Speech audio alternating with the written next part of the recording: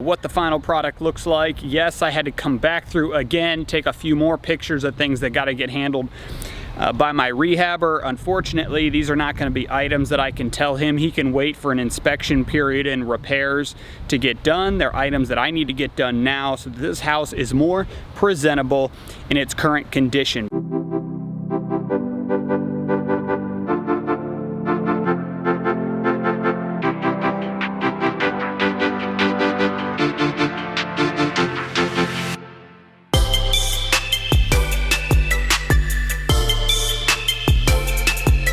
Alright, good morning everyone. We are here. It is the middle of June. I wanted to get you guys another one of our updates. I plan to take you guys around with me today. We're sitting here, we're in my office first thing this morning, like most mornings start out. I get here on my command center, make sure I get my to-do list knocked out. I usually set that up the night before just to make sure that when I roll and wake up right into the next day, I kind of already have my action plan and I know what steps I need to take when I wake up first thing in the morning. And I plan to bring you guys around and show you what's going on, but I'm excited because the rehab that we have going up on 13th and I've been able to bring you guys some footage of. It is complete, so everything has been knocked out. I've been told by my contractor that I am good to go in and get photos done. So the plan today is we're going to head up to Bradenton. We are going to get photos taken of 13th, maybe do a little video footage, show you guys that as well, show you what the completed project looks like, talk to you guys about the price we're going to be listing it at, and then we got to get that property actually listed on the MLS on the retail side. So got to knock out that marketing today. Also, while we're up there, we got a property that's actually just a couple blocks over that my partner has as a rental, and the tenants actually just vacated. And our idea is that we are just going to throw this one up on the MLS since it is live-in ready condition. We're going to throw this one up on the MLS as well and hope to catch ourselves a cash buyer. Outside of that, while we're up in Bradenton, we actually had a seller lead come in the past week from our last postcard marketing campaign. And we're actually going to go meet with her, and it's another 2-bedroom, 1-bath house. And it's in an area we do a lot of work, so it should be an easy property to go in, estimate what the repairs are, and just get her an offer right there on the spot and leave her with a contract. So after we knock all that out in Bradenton, we got to run back down here to the office. We got to edit 2 property photos so that they're ready to throw up on the MLS. We gotta do the MLS listings and make sure we do all the correct addendums, fill everything out correctly, get those babies live so we can start getting showings over the next 4 days, which is usually a hot time to be selling a property. Thursdays and Fridays are really good days for getting showings done, so we're gonna make sure that Thursday through Sunday that we have our property up live. Let's get to the day. I'm gonna finish knocking out this computer work and I'll see you guys on the street. I am up in Bradenton right now. I'm about to pull up to a property here. Where are we at? We're on 20th Avenue West in Bradenton, and this is a seller lead that came in through some postcards that just hit mailboxes a week ago, and we scheduled an appointment for me to come check out her house. It's actually a seller who used to live on a sailboat. She bought this property about 9 years ago for under $50,000. So she landed a great deal. The property is now retail for a 2-bedroom, 1-bath, probably worth around $170,000. I haven't seen the property in person yet. I know the market. I know this area.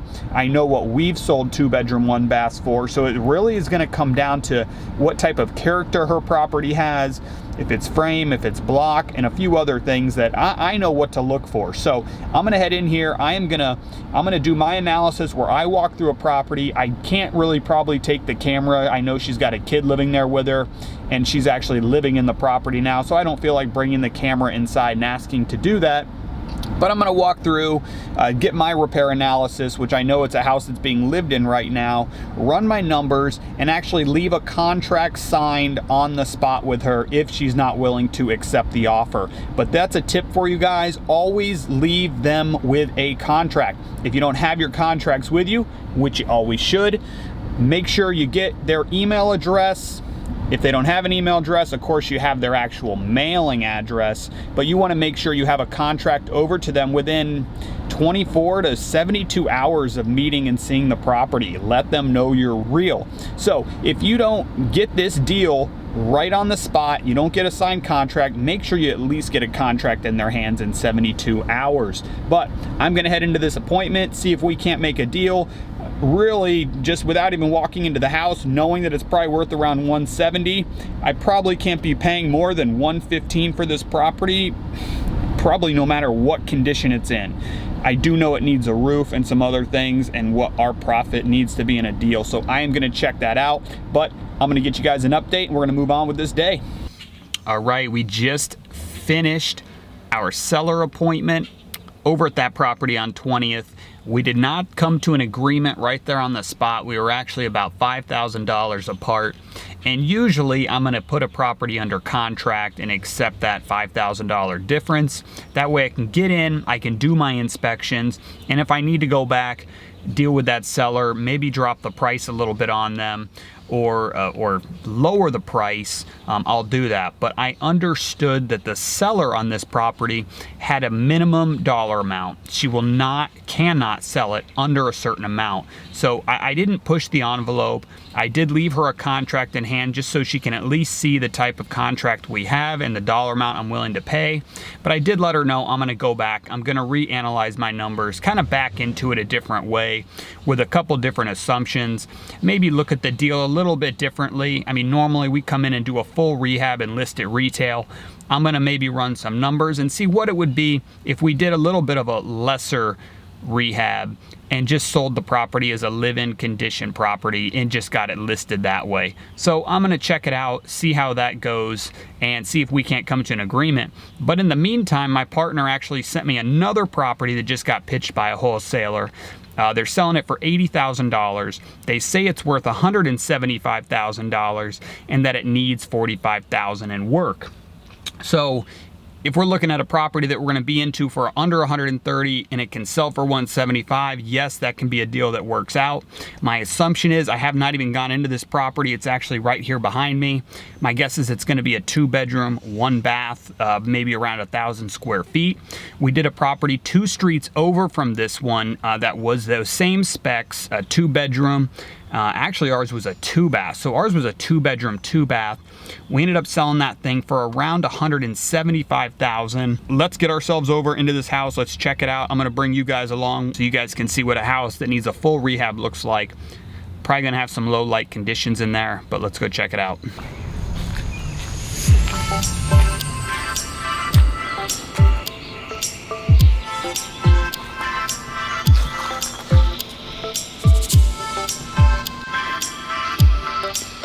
All right, we're heading into this property here on 15th.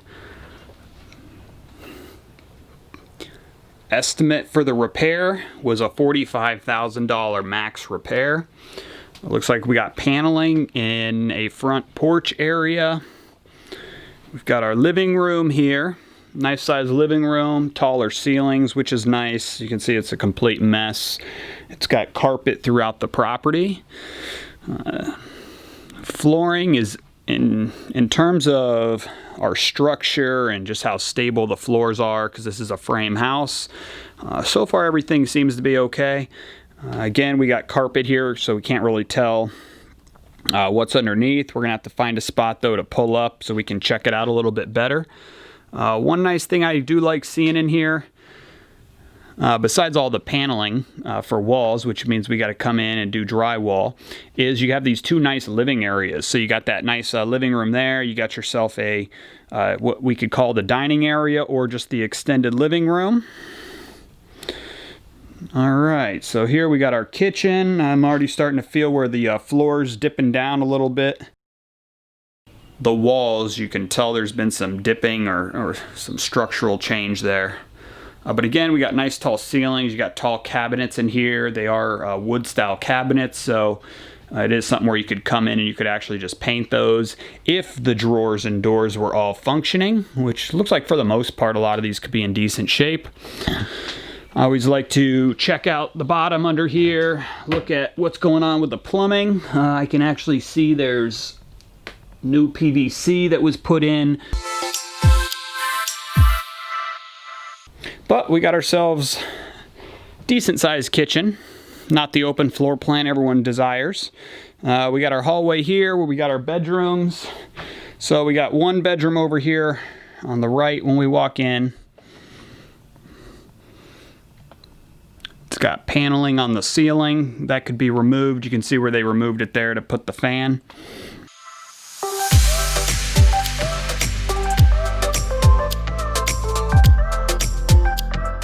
Got ourselves some linoleum floor. Usually these bathrooms in these older houses are pretty bad structurally because you end up with these leaks that start to deteriorate the flooring there, the plywood, so you'll start to get the sagging, especially if it has not been looked at in a long time. Again, we're gonna look under here, check out the plumbing. But there was some issues there. The floor dips down. Old cast iron tub, those are nice. You can actually just refinish those rather than replacing it. Maybe run you $100 to do that. All right, so now we have our second bedroom. What looks like possibly a third bedroom, or what was used for a third bedroom, accessed from that room over there, which is interesting.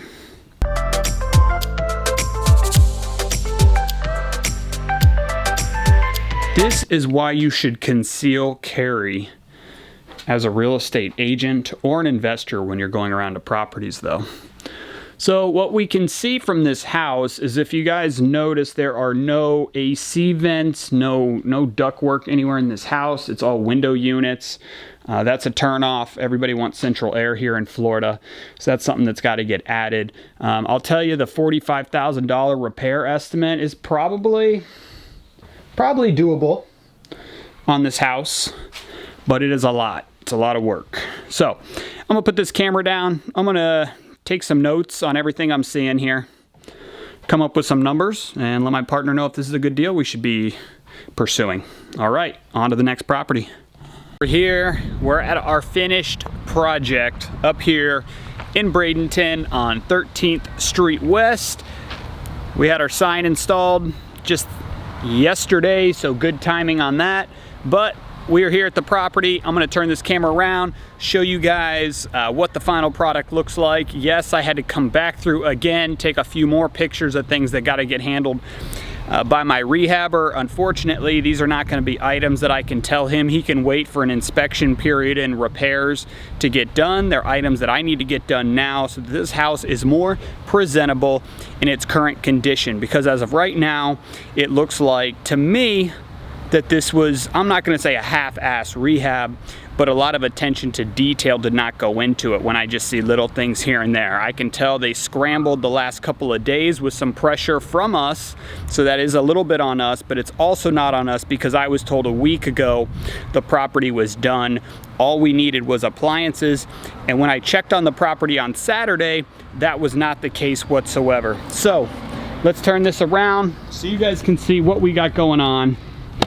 I'm sure this landscaping is a little bit newer, but this is a property with a nice sized yard. It's a 2-bedroom, 1-bath inside. So let's head on inside and show you guys what we got. All right, here's our living room with our luxury vinyl plank. We got our standard ceiling fans. Ceiling fans, standard grade, things you're gonna find right off the shelf at Home Depot and Lowe's. This is a lower, I'm not going to say a lower end rehab, I'm just going to say that it's on the lower side of rehabs in terms of price. I mean, this house is going to be priced probably at around $130 to $140 retail. You can see here, we actually just had a brand new AC system installed here. And look at the slatted door that our guys decided to put up here. You can see all the paint drip and all the slats there. They also chose to hang this door on a slider rail, which means you cannot open that door without removing it. So that is a big no-no, something I'm not okay with. Here's our bathroom. Pretty standard bathroom remodel. We use that tile quite often. A little small vanity here, your toilet.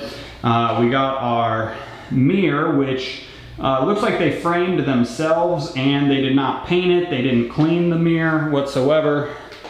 Also, our front door does not have weather stripping on it, so it's a very hollow sound when you go to input the key and unlock it. Inside that closet is where the washer-dryer hookups are. Something I noticed was if you throw a washer-dryer in there, you can't even really close that door. So that's something else that stood out. Just a storage closet. And here is our second bedroom. So overall, I'm happy with the rehab. Yes, there's a few items that still need to get done. But for this area, this house is in great condition. Somebody's gonna be ecstatic to pick up a house that has all the major components new and replaced outside of the roof. For a price that's gonna be just under $150,000. So to get a house that has all those type of updates done to it and it's in move-in condition is something as a rarity in this part of town. So I am going to go through here, get our photos taken so that we can get this thing thrown up on the retail side today, and that's all I got for you till we get to the next house. All right, so as tends to happen on projects and in real estate, you never know what's going to happen. The intention today was to get out here and photograph this property that just went vacant with some tenants. A little bit of miscommunication here with some of our rehab crews. We already have one of our guys over here getting the place cleaned up. So I'm gonna just do a quick walkthrough of this property, show you guys the condition the property was left in, although it's already going through the process of getting painted right now. We're doing some touch-ups. We are not doing a full rehab. We are just getting this thing back up to cosmetic looks. So we're getting it back into cosmetic looks. Doesn't that sound professional? But no, we are strictly doing cosmetics on this property. We're fixing some broken tiles, we're painting it, we're fixing up the walls, just making sure everything looks good. And we're gonna test out the waters with this property in the market, see if we can't find ourselves some cash buyers, maybe an investor buyer willing to buy this place just in its current condition. And again, I was telling you guys on this one, we're probably gonna end up throwing this one up on the market here for like 110, 115, and just see if we can get any bites like it is. So I'm gonna turn this around, let you guys see this place. It's another frame house up here in Bradenton. And when we walk in, you're gonna see we got our guys actually doing a little bit of work on this one right now. So you can see this has crawl space underneath, but they do have the tile throughout this one. Unfortunate thing is when you have any kind of issues with your subfloor on a property like this, all the tiles will start to crack and show.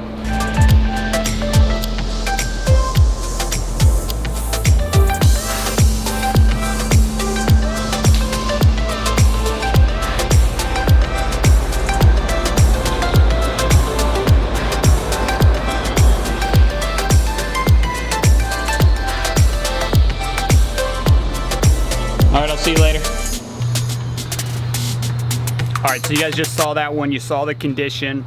We're gonna keep moving on, keep the day rolling. Since we're not gonna get photos done here, what we're gonna end up doing is we're gonna just head back to the office. We're gonna get the photos uploaded and ready for that property you saw on 13th. Get that property up. It's gonna alleviate a little bit of my day, but right now, I'm gonna head to the gym, get that midday workout in, keep the pump going, keep the energy up, and we'll resume at the office. About to head into the gym, keep it going. All right, we're back. We're wrapping up the day. Well, at least on the videos. We're not wrapping up the day with what's gonna be going on this computer here for the next hour or two. My computer is actually processing the photographs right now for the property that I just showed you guys over at 13th. As soon as those are done, I'm gonna be able to upload those to the new listing that I've created, which is gonna be going on the MLS. Whenever you're putting listings together, typically you gotta have your photos ready, you gotta have room measurements of the property, plus you gotta have all the data that comes off the property appraiser site, plus the notes and information that you've gathered through doing your rehab. So I am going to get this property listed on the MLS. I still just got to confirm with my partner, but I believe we're going to price this property around 139, 135 on the retail side, see what kind of action we get. After I get this thing up on the MLS, this property, we got to move on to do some editing for some other photos, and the other property that I thought we would be throwing on the MLS, which based on the time of day, luckily I'm not having to do that right now. We're going to bring you guys that one next week to the market after we get all the cleanup done over there. So there was one thing I wanted to really wrap up today talking about. You know, my day started by going to a seller appointment where the idea was to get this property under contract, off market, no commissions attached, just a straight cash offer. And I am a real estate agent. I do have my license, which means I do have access to the standard Florida as-is contract and the normal residential real estate contract. Most real estate agents these days across the board are using the standard Florida as-is contract. It's just a simpler 12-page contract, lays everything out, just doesn't allow a lot of loopholes. It makes it very easy for a buyer and seller to go through this contract and make it fair for both parties. And it's easy to read as long as you're not going through each paragraph and drilling down into it. But overall, it's a simple contract. But you heard me say 12 pages. That can be anxiety. It can be something that worries somebody that isn't used to dealing with legal contracts or isn't used to handling real estate. Maybe they've only bought or sold 1 or 2 properties in their entire life. So one thing I do as an investor and being a real estate agent, I always have the ability to offer 2 different contracts to a seller. I can show them my simple 1-page contract, or I can actually show them the Florida as-is contract, but I will always start with my 1-page contract. The reason I do that is it just puts everybody a little bit more at ease, or at least I have not ran into anybody where they say, oh, I'd rather use the bigger contract. So what I use is a 1-page contract, and something I wanted to mention on these contracts is what it is that makes a contract valid. You know, what are the items that if you're sitting there at a bar with somebody, you guys are talking, all of a sudden you find out this guy has a house and he wants to sell it to you. So what are the things that you need to make sure that you have on a contract just to make sure that it's going to be valid? Well, there's a couple things, and we can count them on one hand. First thing is you need to have the names of the parties that are going to be attached to the contract. And the names of the parties would be the buyer and the seller. And the seller needs to be correctly titled to the way that they hold title to the property, whether that's a trust, an individual, an estate, however that's labeled, it needs to be signed by that seller. The actual decision maker has to be signing this contract. So we need to have the buyer and the seller on the contract correctly laid out. We need to know what we're selling, so the actual property. So you got to have that property address, and you can just have the address, but a lot of title companies, attorneys will appreciate it that much more if you've taken the time to include the legal description. There's a full description and a short description. Usually you can find those on the property appraiser website. I always will use the short legal description. It's usually right there, and I'll copy and paste it from the appraiser site right onto my contract or handwrite it. So now we've got the buyer, the seller. We have the actual property that we're going to be selling. Now, what terms and price have we agreed on? Is the house being sold as is with all the contents in it? Are appliances going to come with the sale? So you got to make sure you've got your price listed on this contract. And if you have other terms, you know, other notes, make sure those are put on there as well. Next, you need to have performance dates. So when I say performance dates, usually that's going to be when you expect to close the property. You want to have a hard closing date, so it's not just an open-ended contract. That can cause a lot of problems. So usually the dates or the time frames on my contract is an acceptance date, when this seller needs to accept my offer by, otherwise I would have to type up a new offer.